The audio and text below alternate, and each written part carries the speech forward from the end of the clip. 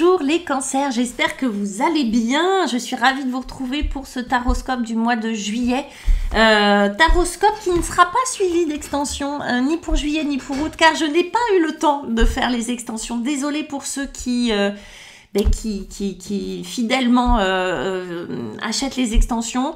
Juillet, août, il n'y en aura pas, il y en aura de nouveau pour septembre. Mais voilà, j'ai pas le temps, en fait.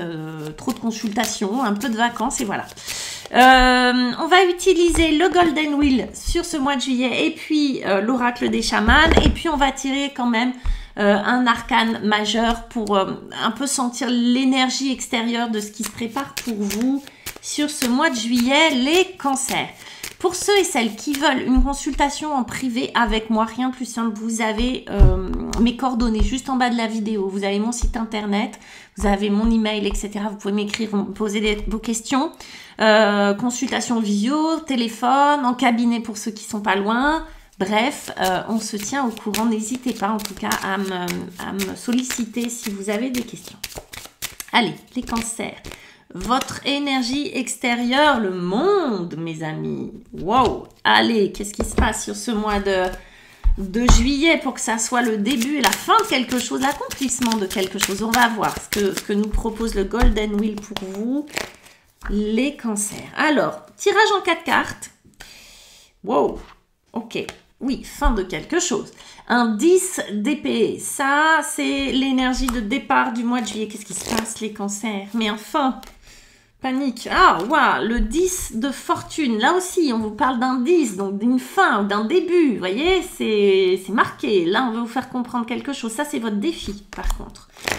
Le 10, la roue de fortune. Le 9 d'épée. Qu'est-ce qui se passe, les cancers? 10 d'épée, 9 d'épée, roue de fortune, en défi. Ah, un 10 aussi. Bon, allez, si vous devez jouer au loto, hein, 10, vous n'oubliez pas ce 10, c'est votre chiffre fétiche. Les 10h10, vous allez les regarder, les cancers, ce mois de juillet. Un 10 de coupe, c'est magnifique. On y va avec l'oracle des chamans.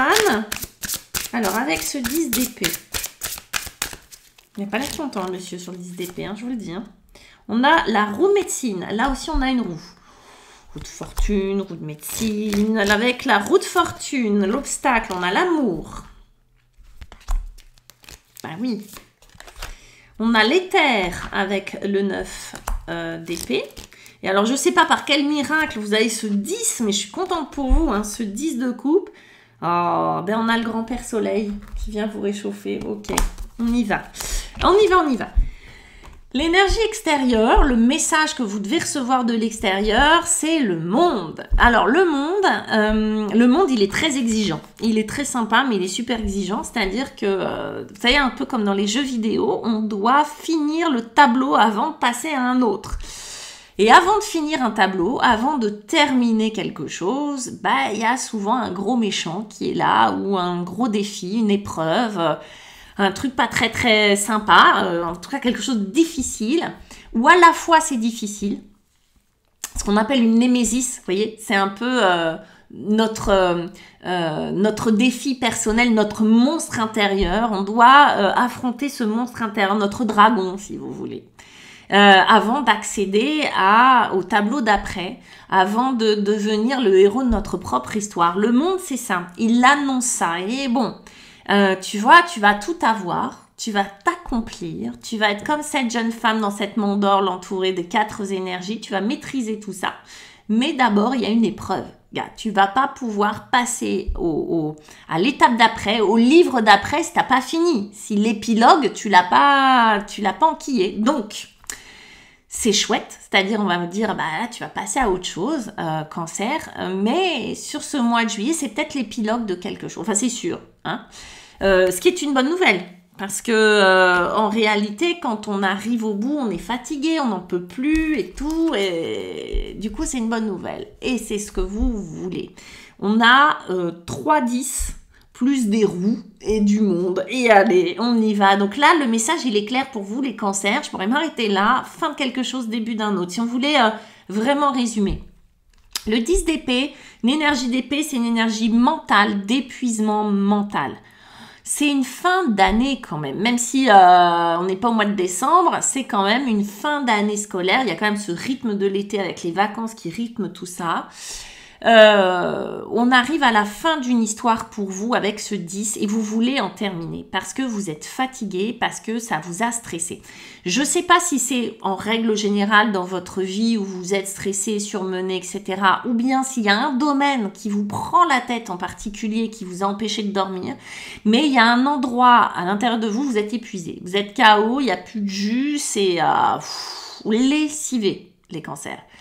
Donc, il y a vraiment l'idée de, ok, j'en termine avec ce truc-là, mais je suis encore un peu un pied dedans. Mais ce que je veux, c'est en terminer. J'ai eu peur, ça peut être des peurs, ça peut être des angoisses, ça peut être des tristesses derrière, ça peut être des hontes, ça peut être du dégoût de quelque chose, ça peut être de la colère. Je sais pas quelle émotion il y a le plus... Voilà, hein, quand vous regardez ces cartes et que je parle et que vous m'écoutez, quelle émotion ça vient réveiller. Mais c'est de ça dont on parle chez vous. Et puis, on a la roue de médecine. La roue de médecine, là, il est temps, oui, de la tourner, en fait. Il est temps de prendre soin de soi. Je pense que vous êtes arrivé au bout, que vous êtes dans une prise de conscience, en vrai. Ça, c'est pas les prises de conscience tranquillou bilou, c'est les prises de conscience parce qu'on s'est pris un mur. Les prises de conscience parce qu'en vrai, on n'en peut plus de quelque chose. La roue de médecine vous invite à vraiment faire un check-up, un petit scan physique, physiologique, mais émotionnel, spirituel, énergétique, d'aller prendre soin de vous. En tout cas, c'est ce que vous voulez. J'ai l'impression que vous avez vraiment cette conscience de prendre soin de vous à tous les niveaux. Vous avez besoin là de passer à la réparation. Vous avez besoin d'être réparé de quelque part. Vous voulez en terminer avec ça. Je sais pas de quoi. Est-ce que c'est vous avez trop travaillé? Est-ce que c'est des peurs, des angoisses que vous traînez depuis des années et qui vous polluent? Et là, vous dites stop, je vais prendre soin de moi. Est-ce que c'est une rupture sentimentale, un boulot, un manque d'argent, un problème dans le travail? Je sais pas. Vous savez. Votre défi, ça va être de terminer ce cycle. C'est pas plus compliqué que ça. C'est la roue de fortune. La roue de fortune, vous voyez, il y a ces énergies de chance, pas de chance, d'abondance ou de stérilité. Cette roue de fortune, en fait, elle vient coincer. Comme elle est en défi, c'est vraiment tant qu'on n'a pas réalisé, tant qu'on n'a pas accompli, tant qu'on n'a pas combattu notre dragon intérieur ou apprivoisé plutôt notre dragon intérieur, je ne sais pas s'il faut le combattre ou l'apprivoiser, on reste coincé au même level et on tourne en rond et on tourne en rond. C'est-à-dire que là, vous pouvez avoir des pensées récurrentes, des dialogues intérieurs très forts, vous pouvez vous retrouver dans une situation de stress, d'angoisse, de petits trous, de petits vélos en fait. Vous savez, comme quand on dit, là j'ai le petit vélo qui tourne, parce que vous n'arrivez pas à trouver la solution. Il y a un truc à l'intérieur de vous qui bug et qui ne trouve pas de solution. Parce que sans doute, vous y prenez pas correctement. En tout cas, vous cherchez pas au bon endroit. Mais c'est pas de votre faute, vous savez pas comment faire. Ok? Pour ça, vous avez besoin d'amour. Mais là, il n'y a pas. L'amour, vous en avez besoin, ça va être la solution et peut-être que vous n'avez pas pensé que c'était la solution ou peut-être que vous avez pensé que c'était la solution mais que vous l'attendez de quelqu'un ou de quelque chose, de quelqu'un ou c'est quelque chose que vous n'avez pas reçu enfant, c'est quelque chose qui vous a été retiré d'un coup, etc., etc. Mais on sent bien que le nœud, c'est l'amour. Le centre, la solution et le problème, c'est l'amour. Là... Vous voyez, on a deux êtres, comme si un masculin, un féminin. C'est un peu comme le 2 de coupe dans le tarot. C'est l'accomplissement, encore une fois. Hein, c'est cette complémentarité entre le féminin et le masculin. Mais ça peut être interprété de plein de façons. C'est pas forcément votre autre moitié à l'extérieur.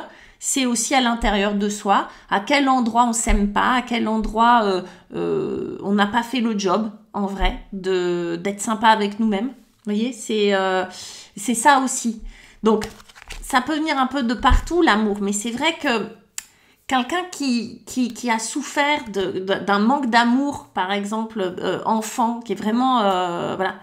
il a beau avoir des gens qui l'aiment autour, il y a toujours un vide, il y a toujours un trou, c'est jamais suffisant par exemple. Vous voyez, c'est pas forcément la solution, elle vient pas pour vous dire qu'elle vient pas forcément de l'extérieur, mais elle vient de l'intérieur, souvent. Des petits à l'intérieur de nous qui manquent d'amour. Bon bref, ça on verra ça en séance d'hypnose. Solus. Solus, c'est une régression. Solution, qu'est-ce que vous devez savoir? Qu'est-ce que vous devez faire? C'est le 9 d'épée. Alors, 9 d'épée en solution, on est d'accord, bof bof. C'est une solution qui n'est pas très agréable. C'est-à-dire que vous devez affronter, on doit faire un pas en arrière et on doit affronter ces angoisses-là. Ça, c'est de l'angoisse, ça, c'est de la peur, ça, c'est pas confort. On doit l'affronter, mais on doit surtout l'accueillir. Je vais regarder.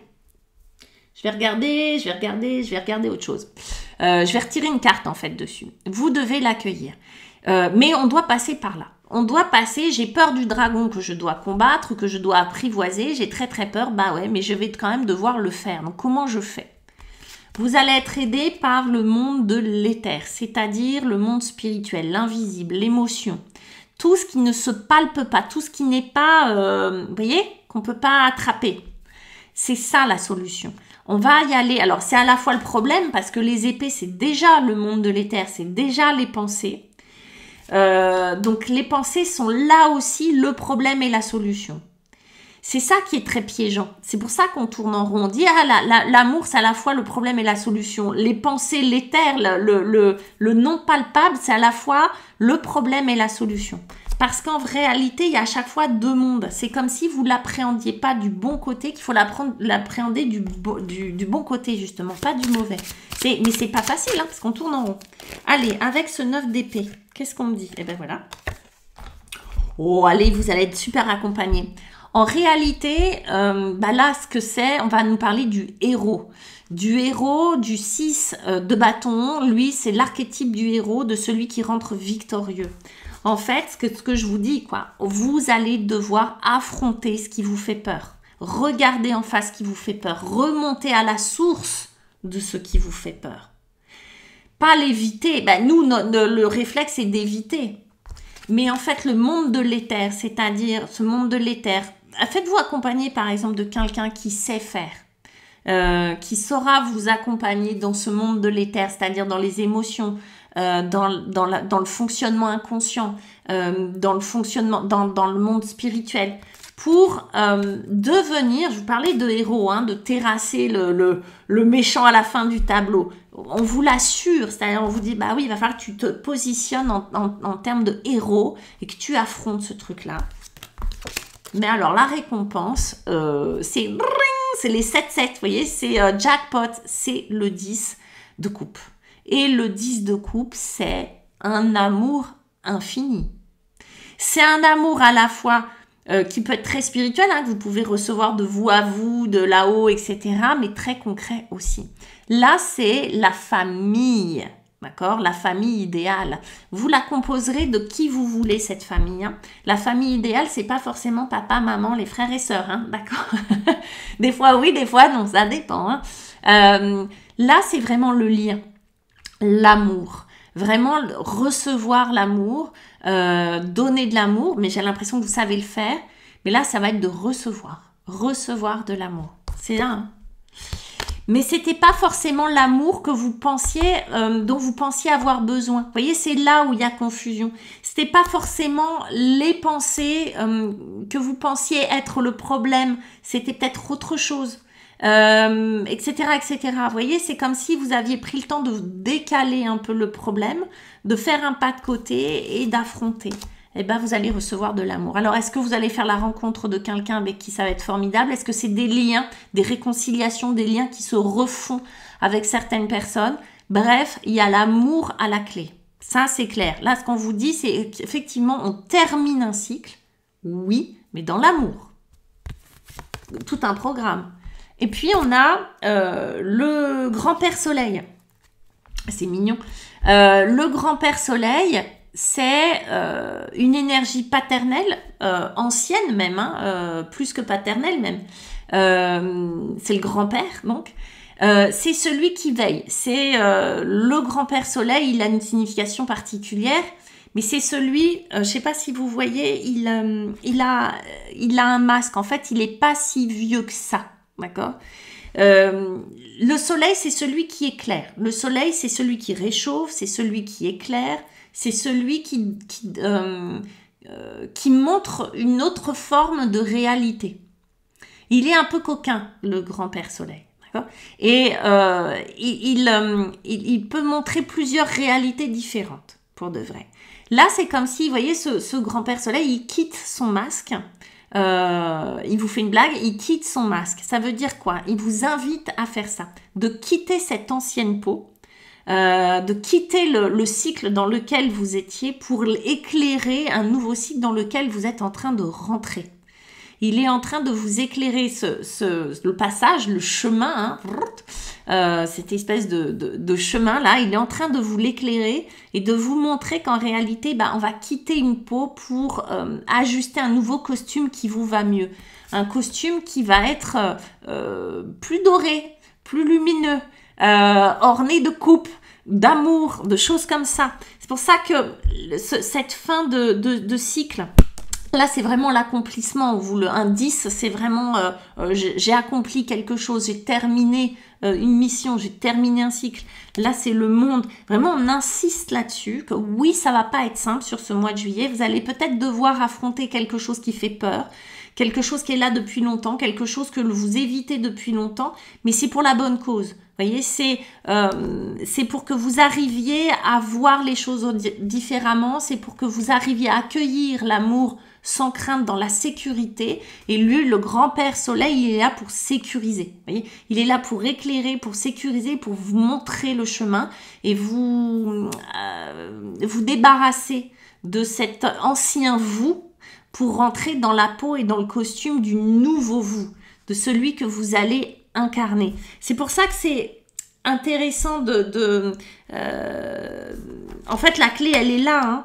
Mais c'est pour ça que c'est intéressant de voir qu'il y a une régression, qu'on part d'un 10, mais qu'on va dans le 9. C'est vraiment le pas qu'on fait en arrière, le pas qu'on fait de côté pour pouvoir observer sa souffrance, observer sa peur, observer son inconfort, même si c'est pas de la terreur, hein, mais observer son inconfort pour pouvoir le mettre en perspective dans le monde de l'éther, vraiment pour le dézoomer et utiliser tout ce qui va être inconscient, tous les outils que l'on a.